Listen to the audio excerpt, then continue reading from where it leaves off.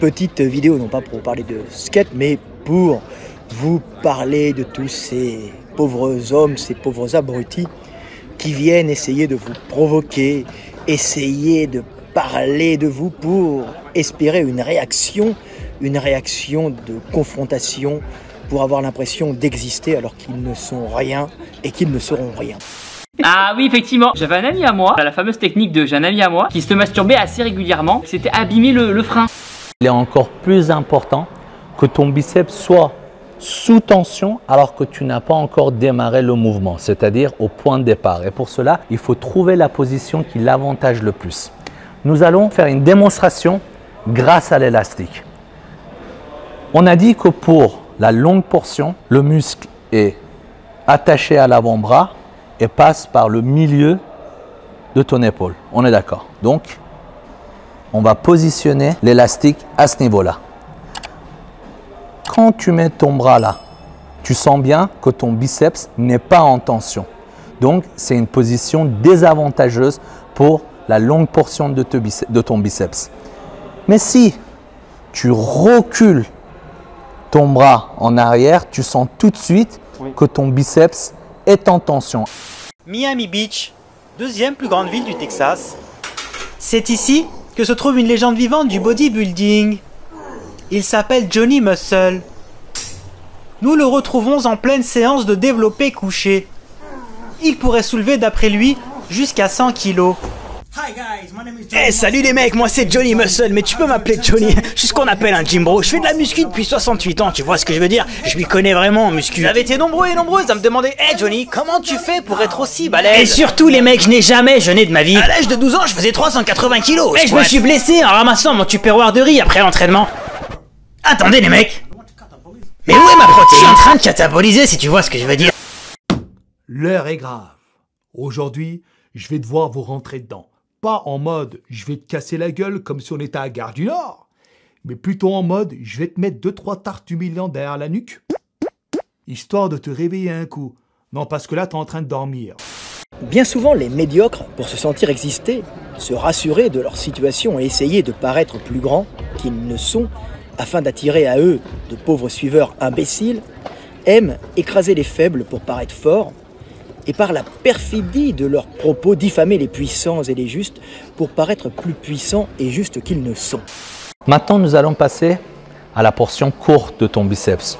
On a dit qu'il s'attachait au niveau de l'avant-bras et il est positionné légèrement vers l'intérieur. Donc très logiquement, pour l'étirer, pour le mettre en tension, ton bras doit partir légèrement vers l'extérieur. Donc, pour la longue portion, j'aurais tendance à reculer les coudes en arrière pour étirer un maximum mes muscles, car comme un arc, plus j'étire, plus j'aurai de la puissance. Et pour la courte portion, j'aurais tendance à avancer légèrement mes coudes et mettre mes bras vers l'extérieur.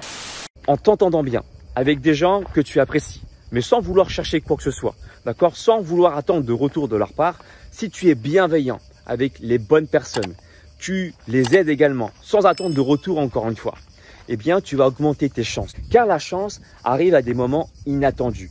Si tu n'attends aucun retour particulier des gens que tu aides, que tu les aides parce que ça te fait plaisir, parce que tu envoies de la bienveillance, de la biennaisance aussi, on peut dire ça comme ça, eh bien j'ai remarqué que la vie t'amène à vivre beaucoup plus de choses sympathiques et donc t'amener à vivre plus de chances.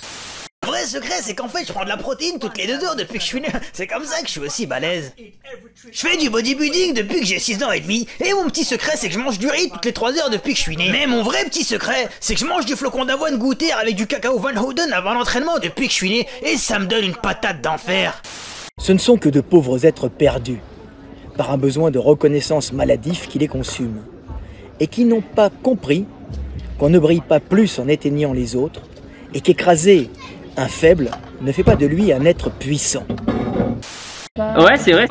Et il y en a qui ont toujours pas de poils et qui ont toujours pas de barbe à 29 ans. Est-ce mauvais de se masturber? Bah à partir du moment où ça devient pas une addiction, après la seule chose qu'on peut affirmer, ça libère les hormones du plaisir et que ça déstresse énormément. Ah ouais, ça pollue pas. Ça pollue pas. Donc c'est écologique, ça coûte pas cher en plus, donc c'est nickel.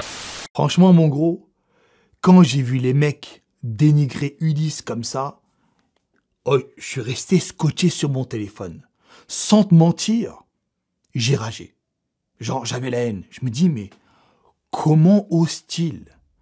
Comment ces personnes peuvent-ils rabaisser à ce point-là Ulysse? Oh, c'est pas un bodybuilder de comptoir. On parle d'Ulysse William Jr., mec. Regarde son passif, mais regarde qui est Ulysse avant de raconter de telles conneries.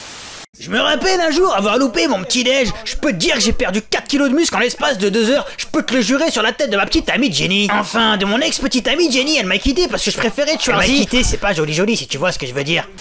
Le sage sait qu'il ne faut pas répondre à leurs aboiements de roquets insatisfaits, et que tout dialogue est impossible avec eux, car ces pauvres bougres ne cherchent qu'à se confronter dans leurs opinions, pour essayer de se convaincre de leur grandeur, et non à comprendre le monde par le dialogue pour l'améliorer. Est-ce que c'est dangereux le sexe dans l'eau? Bah c'est pas pratique. C'est pas pratique, exactement. Est-ce que tu vas rester coincé? Est-ce qu'il peut pas y avoir un effet, tu sais Oui. Oui. Il risque d'y avoir un problème de lubrification. Pour l'avoir testé personnellement, hein, donc je peux vous partager mon expérience, c'est pas dingo. C'est sûr que ça fait un peu rêver comme ça, faire l'amour dans l'eau. C'est plus pour le raconter à ses copains et dire allez on l'a fait dans la piscine. Mais en soi, c'est nul. Un témoignage. C'est nul. Tu sais, ce qui donne un physique colossal, ce n'est pas le dopage. Il semblerait qu'il y ait un paramètre très important que vous n'avez pas considéré dans vos calculs, les amis. Et vous savez c'est lequel? La génétique. Parce que regarde, t'as beau prendre tous les produits anabolisants que tu veux, si ta génétique pue la merde, ça ne marchera pas. Tu ne deviendras jamais Sergi Constance, ni Ulysse, ni Simon Panda, ni Lazare. Grâce à mes muscles et à la vente de protéines, j'ai réussi à m'acheter une piscine. On leur a tous fait croire que sans protéines, ils allaient cataboliser. Les mecs, sans vouloir être méchant, je vous trouve vraiment bête de croire à toutes ces conneries. Je pensais vous l'avoir dit gentiment en vous disant que vous n'étiez que des imbéciles. En tout cas, je vous remercie pour ma prochaine Lamborghini et continuez d'acheter des protéines si tu vois ce que je veux dire. J'avais eu une partenaire il y a très longtemps. Si mes parents ou mes beaux-parents voient la vidéo, vous pouvez juste avancer un petit peu la vidéo à ce moment-là ou vous bouchez les oreilles. Et en fait, elle m'avait dit simplement, elle m'avait râpé la bite. Elle allait trop fort, elle serrait trop. J'ai eu mal, Carla. Limite, j'avais la petite goutte et tout. Non, mais c'est un coup, ça te nique la soirée là. À force de voir des mecs archi géchards, archi musclés, génétiques godlike toute la journée, au bout d'un moment, ta perception des choses est biaisée. Tu perds petit à petit le sens des réalités. Est-ce que tu arrives à comprendre ce que je veux te dire? C'est comme les personnes qui consomment beaucoup de films de boulards. À force de voir des meufs plastifiées, des meufs entièrement refaites, au bout d'un moment, les meufs dans la rue qui sont normales ne leur feront plus d'effet.